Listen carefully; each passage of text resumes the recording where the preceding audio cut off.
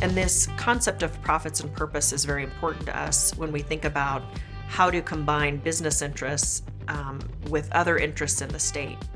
And so looking ahead with the community pillar, we're going to tackle issues like homelessness, like affordability, like crime, like fentanyl, like reentry and recovery strategies for Colorado's workforce.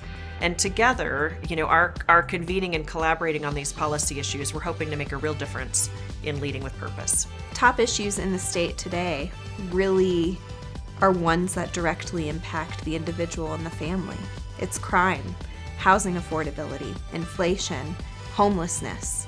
Those are what are top of mind to every single worker in Colorado, every single family in Colorado. I think it just comes back to having a thriving, safe community attracts business, attracts a workforce that wants to be in the community that it's in, wants to give back to that community.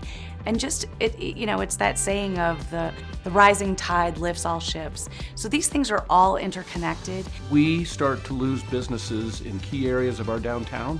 We're going to start to see things get worse, not better. So when I think about safety and I think about issues that we're dealing with in homelessness and drugs and other substance abuse, mental health, so often we all want to think it's just a Denver problem.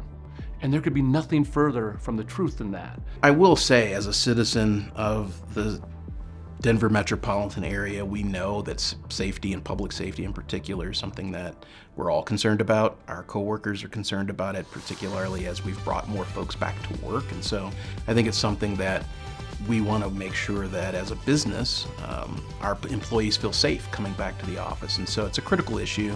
I will say that a lot of crime is the result of desperation and poverty.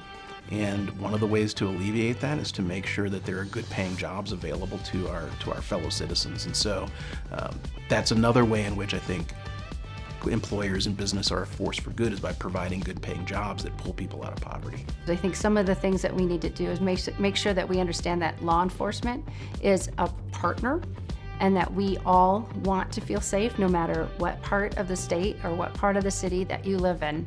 And everyone deserves that same opportunity for safety and for being able to go through their daily business and their daily lives without fear. Every job is a home that needs to be built or they need to access. And so it's a really interesting way of thinking about it. So every worker needs to be able to access an affordable home. We need to have a home for every budget. When we run our numbers inside the nonprofit, because we're trying to get people out of poverty, pretty much the one lever that probably indicates whether they're going to make it or not is there a good housing solution. There's a lot of food, clothing, transportation options, but housing does not have a lot of options for our families. And so we believe that's probably the lever to pull to make this a thriving city. You look at an interplay in manufacturing between workforce and housing. We have manufacturing facilities that are in the Jefferson County area, for example. And Jefferson County is a little bit more expensive. And believe me when I say this, the jobs in manufacturing are really, really well-paying jobs, okay? However, it's getting hard for some of our manufacturers in some of our older communities that are totally built out with the housing crisis we have right now to attract talent at the new housing rates. They could attract talent at the housing rates 10 years ago, but now that paradigm, as we know, as a state has changed. When we're recruiting and we're working with all different levels, when it comes to the cost of living here and really looking at wages and where can they find a place to live, where can they afford a place to live, what does transportation look like, what does the school environment look like. There's a lot of moving dynamics and big challenges for Colorado. And I think for me, what I'm most interested in is relieving some of the regulations on building so that we can build smartly, relieving some of the regulations on zoning so we can zone smartly. Those are the kind of things that I think business want more than anything else. What we need to see is reform that continues to foster free enterprise principles so that communities can create and build the type of housing that's needed for Colorado's growing workforce.